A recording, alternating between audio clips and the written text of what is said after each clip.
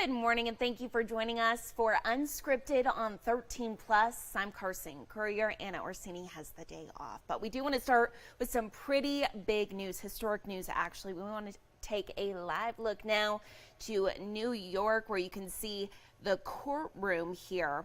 This is for Donald Trump's historic criminal trial. We know the trial centers on a potential sex scandal cover-up that took place just days before the election. New York prosecutors accused Trump of falsifying business records tied to payments made to adult film star Stormy Daniels. Trump is charged with 34 felony counts. The court's goal is to select 12 New Yorkers who are willing to put their personal opinions aside and make a decision based on the evidence and the law. We know this process could take days. We know that TV cameras are not allowed inside the courtroom. That's why they are outside this morning, but we're going to continue to follow this for you. We will bring you the very latest, both on air and online. And we do want to go now to some big news. Some would say their favorite day of the year, if you want to be sarcastic. It's tax day, everyone. I know. If you haven't filed your taxes yet, though, you do want to listen up. This is your last day. So if you owe and fail to file by today's due date, the IRS will issue a 5% penalty for each month you're late. And if you file an extension by today, you will have until October 15th to get your taxes. You'll still be able to send your return to the IRS electronically or by mail. And for those of you who haven't filed, you need some help filing, we do have some good news for you all. There's actually some assistance for you individuals today. You can see this here on your screen. For people in the community, the United Way of Tucson and Southern Arizona is actually hosting its annual VITA filing finale. This is taking place at the Truly Nolan Leadership Center today. It got started just about 30 minutes ago at 9 a.m. Individuals and families earning less than $79,000 annually are eligible for free tax assistance. We do want to go now to our website, pulling it up here. Some late breaking news for you all. We brought it to you all this morning on 13 News. We know the FBI is conducting a criminal investigation into the deadly collapse of Baltimore's Francis Scott Key Bridge. It's focused on the circumstances leading up to it and whether all federal laws were followed. We know divers have recovered 3 bodies from the underwater wreckage, while the remaining 3 victims are still unaccounted for. This morning, National Transportation Safety Board Chair Jennifer Homendy said last week that investigators are focusing on the electrical power system of the massive container ship that veered off course. We do know the ship experienced power issues moments before the crash, as evidence and videos actually showed its lights going out and coming back on. If you do want to read more about this is on our website, KOLD.com. We'll keep watching this for you. We will bring you the very latest, both on air and online. And we want to take a live look outside on a Monday morning. Here you can see Tombstone. A couple people out there strolling along. Mallory Schnell is here with us, 13 News First Alert meteorologist here. Mallory, today definitely going to be the best day if you're going to be doing any outdoor activities. Yeah, certainly the coolest day that we have all week. So we don't know the next time we're going to see 70s. You know, a lot of times we leave April and we leave those 70s behind until the fall. So enjoy the 70s if you can today, because they are back in the forecast. And right now, really nice across southern Arizona. Take a look at some of those temperatures there. We have low to mid 60s pretty much all across the board, including in Tucson, Sierra Vista, Nogales, Wilcox, Safford, and Marana this morning. Today's forecast, those highs running 8 to 10 degrees below normal. That puts us in the upper 60s for San Manuel. Low to mid 70s for Tucson, Nogales, and Green Valley this afternoon under mostly sunny skies. And today's forecast for Cochise County, upper 60s, low 70s for Bisbee, Wilcox, and Sierra Vista, 77 degrees this afternoon in Douglas, so a little bit warmer there. Your wind gust forecast, though, that's the only downside of today. So the weather system that is moving off to the north, bringing us these cooler temperatures, will also bring us some gusty winds at times today. Lighter this morning, but by the afternoon, we can expect those gusts coming in from the west and northwest, up to around 25 or so miles per hour in Tucson. Higher gusts in Graham, Greenlee, and Cochise. Cochise counties where we could be dealing with gusts, I'd say around 35 or so miles per hour. And then once that sun sets, of course, those winds start to relax. Lighter wind speeds are expected tonight and into tomorrow. Now, your forecast highs for the rest of the week. This is what I was talking about. So 74 today. We're back up to 83 tomorrow, pretty much right at that climate normal. And then we're back above normal starting Wednesday. 89 on Wednesday, low 90s, heating things up again Thursday and Friday. We are in that time of year. And your 6 to 10 day outlook, this trend is going to continue beyond that 7-day forecast, likely with a ridge of high pressure over us. So that means the western region dealing with those above normal temps, and on the eastern side of the country dealing with below normal temps through that 6 to 10 day outlook. A lot of rain on the eastern side of the country. Not a big surprise that we have no rain chances in our 7-day forecast. April, May, June, those are our driest months of the year here in southern Arizona, and that is the case through our 7-day. Here's that first alert 7-day forecast. Breezy, cooler today, 74 degrees. So nice. Lows tonight in the upper 40s. Tomorrow should be nice. Those winds relax, 83. That's pretty much right on par for our average this time of year. And then we're heating things up for the rest of that 7-day. You can see those upper 80s, low 90s Wednesday through the weekend. Overnight lows become a bit warmer as well in the upper 50s and low 60s. So we knew this was going to catch up to us eventually, that cooler start to the year. And we're certainly seeing those warmer temperatures in our extended forecast, Carson. Yes. So we talked so much about how it was cool. Right. We're experiencing mid-60s, right. 70s. Yes. Didn't even see an 80-degree day. And then last week we saw our first 90. Yes. So comparatively, when was the last time we saw 70 degrees last year? So last year, our last 70-degree day of the spring, I looked this up, April 14th. So yesterday would have been the equivalent, and then we didn't hit 70s again until October. Oh, so no. I wish I had better news, but we know this is just what happens when you live in Arizona. Lots of 80s, 90s, triple digits to come over the next few months, so buckle up. Honestly, it's just going to get worse. So we're just going to enjoy this while we have it. Yeah. Awesome. Thank you, Mallory. Of course.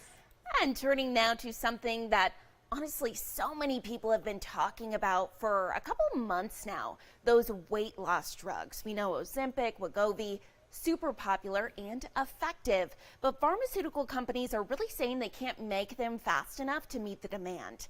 Now the Food and Drug Administration is coming out and saying that some people have had reports of depression and suicide for people who were on those drugs. So we want to show you a story here from national investigative reporter Brendan Kifa. He actually sat down and spoke to one patient who reported his attempted suicide to the FDA.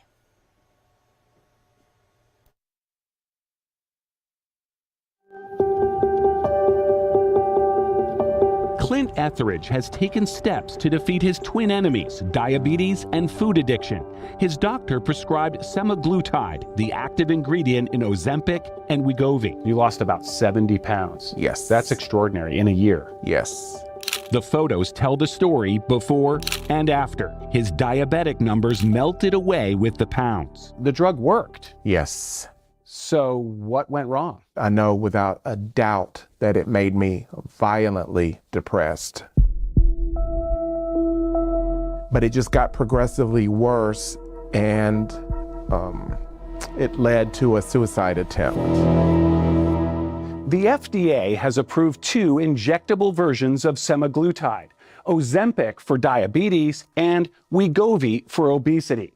Both contain the same active ingredient that leads to weight loss, and both have 15-page prescribing information sheets. For Wegovy, prescribers are told to monitor their patients for depression or suicidal thoughts and discontinue if symptoms develop. Depression is mentioned 5 times in the Wegovy prescribing information, and the word suicidal appears 14 times.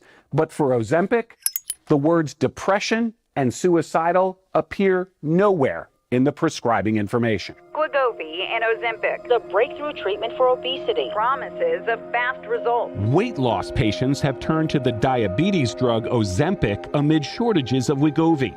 Clint was unable to get the drugs made by Novo Nordisk, so his doctor prescribed semaglutide from a local compounding pharmacy. Months later, after the event, I had started gaining weight again because I was not on the product, but I did do another dose. Within 24 hours, I felt the same level of depression all over again. Clint shared his experience with the FDA through the agency's adverse event reporting system. We found 262 self-reported cases of depression and suicidal ideation for semaglutide products. That data includes reports of 20 completed suicides. They feel strangely like kindred spirits who went through the same thing that I did, just didn't make it. Whenever you talk about depression and suicide, we must take it seriously, and the FDA is taking a look at it. Dr. Jane Morgan with Atlanta's Piedmont Healthcare says the FDA review of reports like Clint's shows the system is working. You should absolutely speak with your physician if you're having any symptoms at all. Novo Nordisk stands behind the safety and efficacy of all of our GLP-1 RA medicines when they are used as indicated, the drug company told us, adding, our review of the clinical trials, including large outcome studies and observational studies, did not find an association between the use of GLP-1 RA medicines and the occurrence of suicidal thoughts or actions. I have zero doubt, no doubt that this drug caused me to be suicidal, and I almost lost my life from it.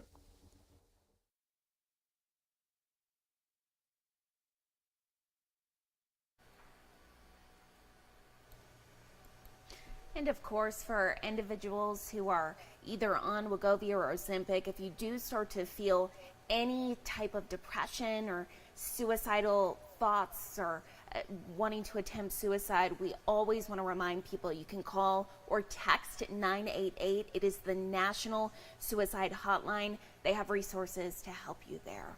We do want to move on now to a pretty big national story here. So we want to take a live look out to the courtroom, and this is regarding the sentencing of the armorer who worked on the set of the movie Rust. Hannah Gutierrez-Reed was convicted of involuntary manslaughter for the 2021 on-set shootings of cinematographer Helena Hutchins. A live round of ammunition was fired from a prop gun held by actor Alec Baldwin. Baldwin is also charged with involuntary manslaughter and is expected to stand trial in July. Prosecutors are asking Gutierrez-Reed be sentenced to a maximum 18 months in prison. Her lawyers have asked for probation, but we do want to listen and hear on what is happening. We know this is actually the victim's best friend, kind of talking about the death of her best friend and what she meant to her, and just addressing Hannah Gutierrez-Reed. So we're going to bring up the volume here. As she stared down my gaffer, sweating on the sidelines with a stare that read, I know where that light should go, and you better not put it where it should be. I love being on her sets or just talking with her about what she was going to do, because she was always trying something new, something innovative. She was luminous and endlessly curious. Helena would research how she wanted to accomplish something and make it happen. She had this uncanny ability to balance her career ambitions, her family life, and still lead a thriving social life. I admired and still admire that. I have no idea how she did it. I've always held her in high esteem as a classmate and colleague, but to me, she was first and foremost one of my closest friends in grad school and beyond. We were able to confide and trust in each other as we navigated the challenges of being women in cinematography. That extended to confiding in each other about navigating our personal and professional lives in the film industry at large. One of the beautiful things about our friendship is that we could just as easily wax poetic about the goat cheese salad at the cute brunch spot we had trekked out to over in Venice Beach, or the chromatic aberrations of the lenses we had used on one of our last projects that you really, had given the story some character. But really what I remember her most for was her adventurous and generous spirit. As our lives and careers grew and we got busier, we'd try to meet up for a meal every month or so. It was often lunch, followed by a brisk walk, and usually ending with a coffee and pastry. She had a big sweet tooth. Whenever we would sit down to eat, she'd always look at the dessert menu first. She favored pastries with chocolate, but she liked cookies too. I make decorated sugar cookies for my friends on Christmas, dropping them off the second week of December. Every year without fail, not even an hour after I would drop off hers at her house, she'd text me pictures of the empty cookie bag, followed by some of her and her son happily eating them all in one sitting. Sometimes her son would come along with us on our outings, bouncing with energy. Her spirit mirrored in him. Her little man, she would call him. Her husband and her son were her boys, and she often spoke of them lovingly. Helena was proud of being a mom, and often spoke about how the experience changed her life. sometimes even egging me on to have kids whenever I did find a partner. And motherhood was important to her, but I think people were important to her, and she prioritized them. A lesson I've taken to heart since her passing, and a balance that most of us in the industry struggle to achieve on a daily basis sometimes. Helena was also a social butterfly, the quintessential extrovert that had a knack for somehow going to every single event she was invited to, and being bright and bubbly and charismatic. Most of her friends were introverts though, myself included. We'd like to joke that she had collected a small gaggle of us along the way and made sure we showed up to these events too. She would call you up whenever to talk to you about going to an event, and one that my own little introverted heart maybe would have not dared gone otherwise. And she would make sure you weren't left alone. She made a point to take care of us and include us. I appreciate that. It was, still is, so hard to come out of my shell, and she made things easier socially.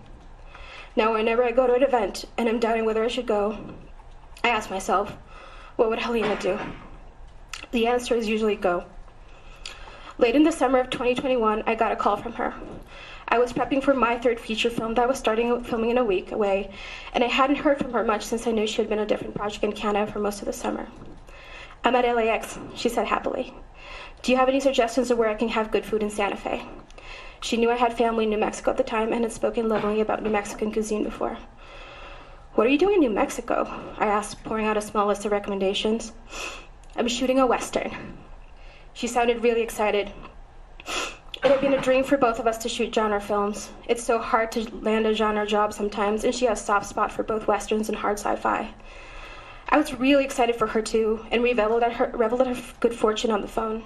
It has horses and gunfights, and we're shooting out in the desert. It's a huge stepping stone for me. It's going to be so much fun, she said excitedly. And she felt it, that it could be the project that could actually help her career propel forward. Little did we know that it would be the project that killed her. I often think about that moment, her excitement, her joy at embarking at this new adventure. I think about how hard she worked to get there, to get that opportunity. It kills me a little inside. The last time we spoke was the day before Russ started shooting. I called her because a friend of mine gifted me 4 tickets to Disneyland that would expire by the end of the year. And I thought it would be a really nice gesture to invite Helena and her boys to the park for the day. She seemed excited about going to the park. She hadn't been in a while and felt it could be a good break after the shoot. She mentioned pre-production had been a bit hectic and stressful, but nothing that seemed out of the ordinary in the independent film world. I've since begun to question what is and isn't normal, and what should be happening and shouldn't. But I was fresh off my own low-budget feature experience and had a bit of the blues regarding some of my own challenges with that shoot. I confided my doubts in my career with her, my insecurities at the moment. Just another bout of imposter syndrome. She got called to a last-minute meeting. She had to go. Emmy, you're so young and so talented. I have no doubt that you'll make it in this industry. I believe in you. I believe you're an amazing cinematographer in person. Please remember that. Gotta go. We'll talk soon. Love you. Those were the last 4 words she ever said to me. I believe in you. Those 4 words will forever echo in my soul. They're a bright light in the darkness of this whole situation. They keep me going when times get tough, and times have been tough.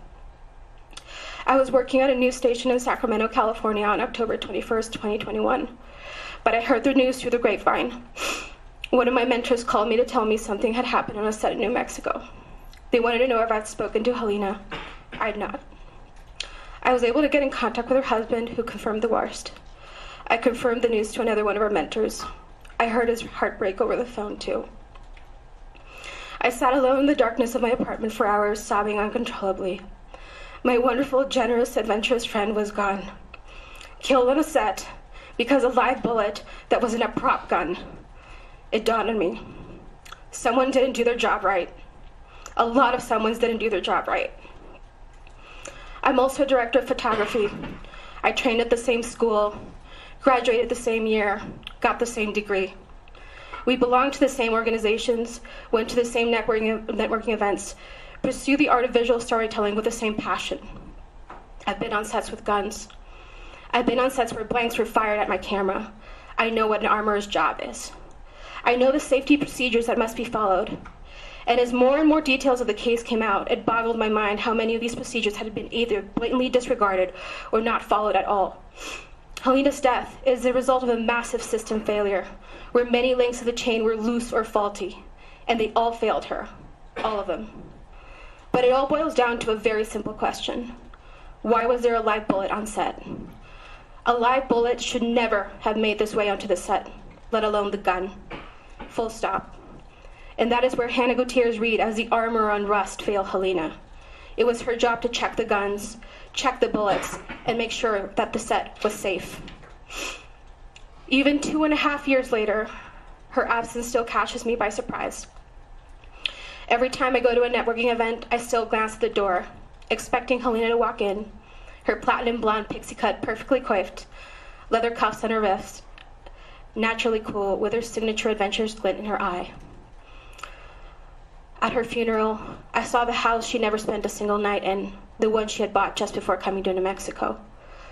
I almost called her after watching Dune Part 2 to see what she thought of it, and remembered that she died before she was even able to watch Part 1. I wanted to tell her about the amazing experience I had on set a month and a half ago, about how much I had gelled with the director and the producer and was proud of the work I'd done. I haven't been able to bring myself to make Christmas cookies in the past 2 years, the thought of not seeing her weighing heavily on me. What's left of the film gels that were in the back of the car that first day we met are now in my living room. The last vestiges of her that I was able to salvage. Her 45th birthday was last week. I went to her grave instead of having dinner and celebrating with her. And while I feel her absence personally, the industry at large feels her loss deeply. I lost one of my best friends, but the industry lost a true visionary. We were robbed of all the images she had the ability to create, all the films she didn't shoot. Her son will grow up without his mother, her family continuing on without her. I know we can never get her back, but what I want is change and justice. I want those that had a hand in her death, either through action or inaction, to face the consequences of those decisions. This includes Hannah Gutierrez-Reed. I asked the court to give her a sentence commensurate and fair to her actions in the role of the death of my dear friend Helena Hutchins. Holding Ms. Gutierrez-Reed accountable will reverberate beyond just the sentencing. It reminds everyone in this industry that actions taken to compromise the safety of our workplace, even if unintentionally, have serious consequences. There are people that leave an indelible mark on your soul, an imprint that can never be erased. And the memory of her wit, her kindness, and her unwavering belief in me are permanently etched into mine. She always had my back, and I promised her that I would always continue to have hers. Thank you. Your Honor, I'd like to switch to the Google Meet speakers.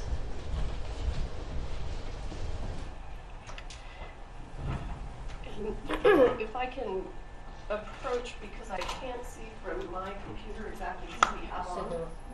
You're on. Yeah, if you just press into the Joel and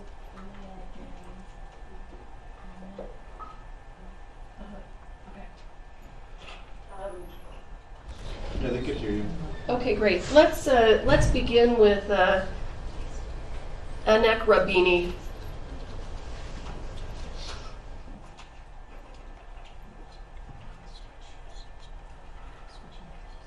Hi, can you hear me? Hello? Yes, ma'am, we can hear you. Okay, great. My name is Anak Rabinal, and I thank the court for this opportunity to speak about the impact of Helena's killing on me.